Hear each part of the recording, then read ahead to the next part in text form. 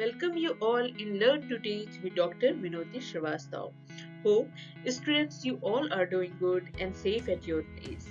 जैसा कि स्टूडेंट्स आप लोग को पता ही है कि लर्न टू टीच चैनल पे आपको मिलते हैं बीएड तथा सीटेट से संबंधित बहुत से कंटेंट और साथ ही में हम कुछ ऐसे टॉपिक्स पे बात करते हैं जो कि आज की सोसाइटी की बहुत डिमांड है, जो नो डाउट आपके बहुत काम आने वाली है। तो अगर मैं सीटेट पे बात करूं तो हमारे चैनल पे जो डिस्कशन होता है वो सीटेट के पेपर सेकंड पे हमारा फोकस है social science and social studies पे, जिसका भी सेक्शन थर्ड हम लोग ने कंप्लीट कर लिया है और अब इस समय हम सेक्शन सेकंड पे चल रहे हैं जिसके ऑलमोस्ट 4 चैप्टर कंप्लीट हो चुके हैं विद एमसीक्यूज। आज मैं आप लोग के लिए लाई हूँ इसका 5th चैप्टर एयर यानी कि वायु। आज हम जानेंगे कि वायु क्या है, हमारा जो पूरी सराउंडिंग है उसमें वायु जो है वो किन किन पार्ट्स में बटी हुई है। तो ये जो चैप्टर है उसे 2 पार्ट में मैंने बांटा है। तो चलिए स्टार्ट करते हैं एयर। स्टूडेंट्स अब हम ये जान लेते हैं कि एग्जैक्टली एयर है क्या, क्योंकि ये सारे टॉपिक्स हम ज्योग्राफी के अंतर्गत पढ़ रहे हैं। तो ज्योग्राफी की लैंग्वेज में एयर किसे कहते हैं, तो एयर के लिए बताया जा रहा है this air which surrounds earth is called atmosphere, यानी कि इसके अंतर्गत हम एटमॉस्फेयर का अध्ययन करेंगे। वायु जो कि वायुमंडल के नाम से जाना जाता है उसके बारे में हम जानेंगे। तो जो वायु है वो एक ऐसी चीज है जो कि ग्रेविटेशनल फोर्स के द्वारा पृथ्वी से जुड़ी होती है। हमें पता है कि पृथ्वी में अपना खुद का गुरुत्वाकर्षण होता है जिसकी वजह से चीजें जो है वो पृथ्वी पे टिकी होती हैं। उसी आधार पे एटमॉस्फेयर में जो विभिन्न प्रकार के लेयर हैं वो भी ग्रेविटेशनल फोर्स की वजह से इससे कनेक्ट रहती हैं। एटमॉस्फेयर कंटेन वाटर वेपर, और अगर हम बात करें तो एटमॉस्फेयर में सिर्फ और सिर्फ एयर नहीं होती है, इसके अलावा इसमें वाटर वेपर्स होते हैं, डस्ट पार्टिकल्स होते हैं और गैसेस होती हैं। गैसेस भी हमारे वायुमंडल में विभिन्न प्रकार की होती हैं जो कि हमें सांस लेने में हमारी मदद करती हैं। और साथ ही साथ ये जो वायुमंडल है इसमें जो गैसेस हैं, ये जो डस्ट पार्टिकल्स हैं, वाटर वेपर्स हैं, ये हार्मफुल रेज और हीट जो कि सन से निकलती है उससे हमें और जीवन को प्रोटेक्ट करने में हमारी मदद करती हैं। तो ये तो एक छोटा सा इंट्रोडक्शन है अबाउट एटमॉस्फेयर। अब हम इसमें और डिटेल जानते हैं कि एटमॉस्फेयर में क्या क्या चीजें हैं, कौन कौन सी लेयर पाई जाती हैं। जैसा कि अभी स्टूडेंट्स हम लोग ने बात करी कि जो एटमॉस्फेयर है उसमें सिर्फ और सिर्फ एयर नहीं है, उसमें वाटर वेपर्स हैं, आपके डस्ट पार्टिकल्स हैं और कई प्रकार की गैसेस हैं। तो नासा जो है, according to NASA, earth atmosphere contain 78% nitrogen and 21% oxygen. अगर हम पृथ्वी के वायुमंडल की बात करें तो पृथ्वी के वायुमंडल में ही 78% जो है वो नाइट्रोजन गैस का है और 21% जो है ऑक्सीजन गैस का है। रिमेनिंग 1% जो है उसमें और कई प्रकार की गैसेस आती हैं। Small amount of other gases such है जिसमें हम कार्बन डाइऑक्साइड देख सकते हैं, आर्गन देख सकते हैं, हीलियम, नियॉन है, हाइड्रोजन है, वाटर वेपर्स हमें 1% जो रिमेनिंग है उसमें पाते हैं। तो there are lots of gases in our atmosphere जो कि कंपोज होती हैं, एक दूसरे से मिलती हैं, जुलती हैं और वो अर्थ पे जीवन को एक तरीके से सार्थक बनाती हैं। तो स्टूडेंट्स अब हम बात कर लेते हैं अर्थ के एटमॉस्फेयर में मेजर कौन कौन सी गैसेस पाई जाती हैं और उनका क्या क्या रोल होता है। तो यहाँ पे सबसे इम्पोर्टेंट जो गैस है जो हमें हमारा जीवन प्रदान करती है, हमें जीवन के लिए बहुत जरूरी है, वो है ऑक्सीजन। तो this is process which provide energy to living being to eat, grow and live. कोई भी लिविंग थिंग है उसको एनर्जी के लिए, उसको आगे बढ़ने के लिए और उसे जीवन के लिए ऑक्सीजन की जरूरत होती है। दूसरी जो गैस है वो है कार्बन डाइऑक्साइड। हमें सबको पता है कि जब हम ऑक्सीजन लेते हैं तो उसके बदले हम प्रकृति में कार्बन डाइऑक्साइड को एक तरीके से छोड़ते हैं। तो ये जो कार्बन डाइऑक्साइड है ये बर्निंग ऑफ फॉसिल फ्यूल जो जीवाश्म होते हैं उनके जलने से भी होती है।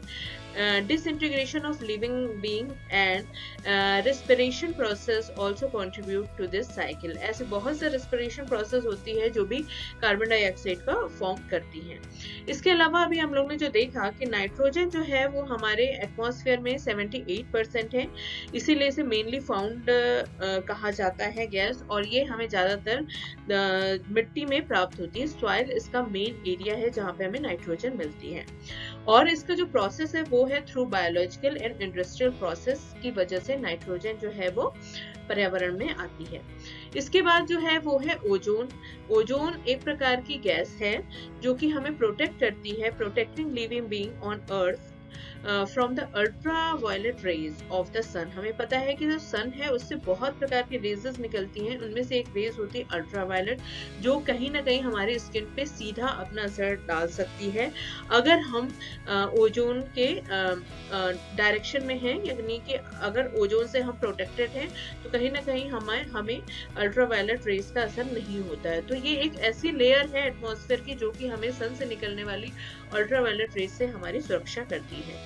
नेक्स्ट जो है वो वाटर वेपर्स है। ये सारी चीजें हम स्टूडेंट एटमॉस्फेयर के अंतर्गत देख रहे हैं। वाटर वेपर्स, तो इवेपोरेशन जो होता है, यानी कि जो इवेपोरेशन होता है, जो समुद्र है, नदियां हैं, उनसे बादल जो पानियों से जो बादल बनता है वो भी एक इवेपोरेशन की प्रोसेस है, जिसमें वाटर वेपर्स एटमॉस्फेयर में जाते हैं, नमी आती है, मॉइस्चर आता है, लेक है, पाउंड है, transpiration from plant, trees, living beings enable water vapour to reach atmosphere. जिससे क्या होता है, धीरे धीरे जो वाटर वेपर्स है वो एटमॉस्फेयर में, वायुमंडल में चले जाते हैं। और जो तीसरी चीज है हमारे एटमॉस्फेयर की, last one is dust particle. Dust particle का जो मेन सोर्स होता है वो होता है सैंड होती है, स्मोक होती है और सॉल्ट फ्रॉम द ओशियन। ये तीन ऐसे मेजर एरिया है जहां से डस्ट पार्टिकल जो है वो एटमॉस्फेयर का पार्ट बनता है। तो ये जो चीजें हमने देखी स्टूडेंट, ये हमारे सब एटमॉस्फेयर के पार्ट हैं। कोई पार्ट ज्यादा है, कोई पार्ट कम है, लेकिन ये सारी चीजें कंट्रीब्यूट होकर एटमॉस्फेयर को फॉर्मेशन करते हैं। स्टूडेंट्स, अब हमने जब एटमॉस्फेयर के बारे में जान लिया तो एटमॉस्फेयर के स्ट्रक्चर के बारे में भी जान लेते हैं, क्योंकि ये एक पार्ट है एयर का और एयर हम चैप्टर इस समय डिस्कस कर रहे हैं। तो जो स्ट्रक्चर है उसमें मेनली 5 प्रकार की लेयर होती हैं, जो कि हम लोग ने पहले भी चैप्टर में थोड़ा थोड़ा जाना है, लेकिन अब इसे हम थोड़ा सा डिटेल में जानते हैं। तो जो सबसे पहली लेयर है उसे हम कहते हैं ट्रोपोस्फेयर, जैसे कि क्षोभ मंडल हिंदी में कहा जाता है, ट्रोपोस्फेयर। इसकी जो थिकनेस होती है वो अराउंड 13 किलोमीटर के लगभग होती है from the surface of the earth, जो कि अगर हम काउंट करें तो अर्थ सरफेस से 13 किलोमीटर की इसकी थिकनेस हमें देखने को मिलती है। अर्थ के नियर जो है ये हमें वार्म गर्म दिखता है, एंड जैसे जैसे ये ऊपर बढ़ता जाता है ये थोड़ा थोड़ा कूल होता जाता है। Cloud in this air we breathe exist here. ये वाला जो मंडल है, यानी कि ट्रोपोस्फेयर जो है, इस मंडल में या इस एरिया में क्लाउड का फॉर्मेशन होता है, और साथ ही साथ इस मंडल में जो एयर पाई जाती है उसे ही हम कहीं ना कहीं ब्रीथ इन ब्रीथ आउट करते हैं। दूसरी जो लेयर है वो है स्ट्रेटोस्फेयर, जैसे कि समताप मंडल कहते हैं हिंदी में। इसकी जो थिकनेस है वो है 50 किलोमीटर के लगभग। Ozone gas is found in abundance in this layer. प्रचुर मात्रा में आपको ओजोन गैस स्ट्रेटोस्फेयर यानी कि समताप मंडल में देखने को मिलती है। It help in heating the atmosphere. ये जो है ये वायुमंडल को गर्म करने में मदद करती है। ये क्लाउड से फ्री होती है। Suitable condition for airplane and balloons to fly. क्योंकि यहाँ पे क्लाउड कम होते हैं, फॉर्मेशन नहीं हो पाता है क्लाउड का, इतनी हाइट पे फॉर्मेशन नहीं हो पाता है, इसलिए इस लेयर पे ज्यादातर एयरप्लेन को उड़ाने के लिए या बैलून उड़ाने के लिए बहुत ही सुटेबल प्लेस इसे माना जाता है। स्टूडेंट, समताप मंडल और क्षोभ मंडल को जानने के बाद अब हम 3 और लेयर के बारे में जान लेते हैं अपने एटमॉस्फेयर की। तो जो नेक्स्ट है वो है मेसोस्फेयर, जो कि हमारे स्ट्रेटोस्फेयर के बाद आता है। मेसोस्फेयर की जो आपको थिकनेस मिलेगी वो 32 किलोमीटर के लगभग मिलेगी, और इसमें सोलर हीट की लैकिंग होती है, यानी कि इसमें सन की हीट नहीं पहुंच पाती है, and carbon dioxide causes radiative cooling. और इसमें कार्बन डाइऑक्साइड होने की वजह से यहाँ पे काफी ज्यादा ठंडा रहता है, और इसकी ठंडक -130 फ़ारेनहाइट डिग्री तक चला जाता है। Coolest region of the atmosphere इसे माना जाता है। और फिर जो नेक्स्ट आता है वो थर्मोस्फेयर आता है। थर्मोस्फेयर की जो थिकनेस होती है वो 513 किलोमीटर के लगभग होती है।